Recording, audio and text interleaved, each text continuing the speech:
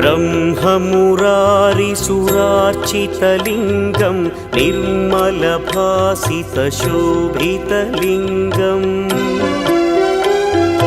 जन्मजदुःखविनाशकलिङ्गं तत्प्रणमामि सदा शिवलिङ्गम् देवमुनिप्रवरार्चितलिङ्गं कामदहन करुणाकरलिङ्गम् रावणदर्पविनाशकलिङ्गं तत्प्रणमामि सदा शिवलिङ्गम्